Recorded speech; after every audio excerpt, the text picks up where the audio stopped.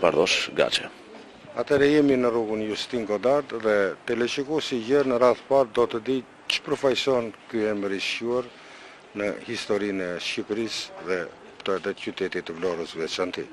Justin Godardi ka qenë një mik i madh i Shqipërisë. Mik i Ismail Qemalit, i Ali Aslanit dhe i mjaft adhetarëve të tjerë. Ka qenë senator në Francë, ministri i jashtëm i Francës dhe gjë më e bukur se në vitet 30, ku Justin Godardi vujte kandidaturën për kryeministër i Francës, një tuf vlonjatës, fierakës dhe beratasish, i dërguan dhe telegram urimi.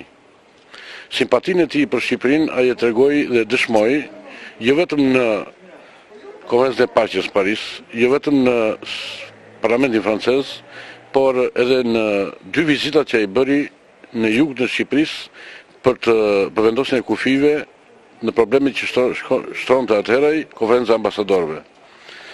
Po të lexosh mjaft fjalimet e tij në Parlamentin francez, ai i ngrë një kult shqiptarëve, atëut të tyre dhe se mos zakoneve të mira të shqiptarëve që u përmend francezëve, duke u thënë që edhe ne kemi se ç'të mësojmë nga kjo traditë dhe kulturë e shqiptarëve. Por emri i tij, qysh në vitet 37 u vendos në këtë rrugë, me respektin e kryetarit bashkisë Ali Aslani, miku të tij, sepse Justin Godardi në këtë rrugë edhe ka banuar disa net kur erdhi që vizitoi Shqipërinë, Vlorën, Fierin dhe jugun e saj. Rëndësi ka që ky është një kompleks arkitekturor mjaft interesant, i cili është ruajtur.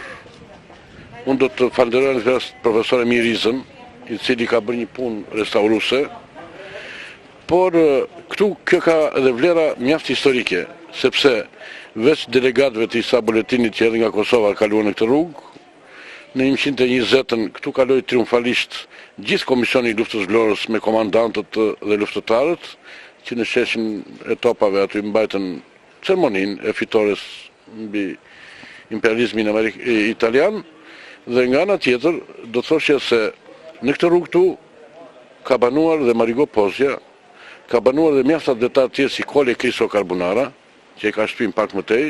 Këtu ka qenë dhe përballë, siç është sot, libraria Ibrahim Shyti, ku mësoi shkrimi shqip Shevros, që është në vitin 1908. Veç kompleksit banesave që ka tipare karakteristike,